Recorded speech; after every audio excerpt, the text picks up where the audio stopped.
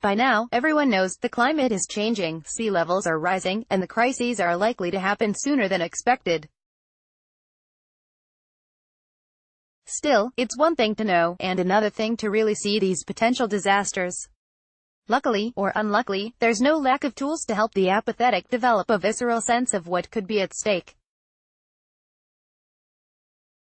First, Information is Beautiful has used data from NASA, Sea Level Explorer, and the Intergovernmental Panel on Climate Change to create the aptly named When Sea Levels Attack, which shows how many years are left until major cities are underwater.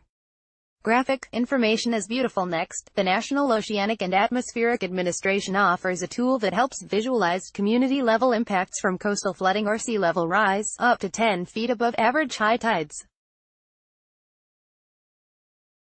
You can zoom into a particular area, run different scenarios, and see what happens when the water goes 1 feet, 2 feet, 10 feet higher than normal.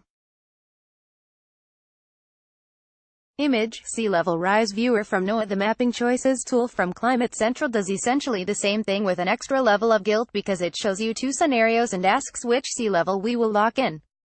Graphic, Mapping Choices. The Earth-Time Sea Level Rise tool goes one step further and shows not only different major world cities, but scenarios under the Paris Accord, and you can watch the changes happen before your eyes. Image, Sea Level Rise tool from Earth-Time. And then there's a new map that lets users peer 60 years into the future of North American cities. San Jose becomes like a city in LA County, and North Carolina will seem more Florida. Image, Fits Labs. If all that has you down, the New York Times has created an interactive that shows what different countries are doing to cut carbon emissions and how adopting each of those policies could be helpful for the U.S. It's a much more hopeful view.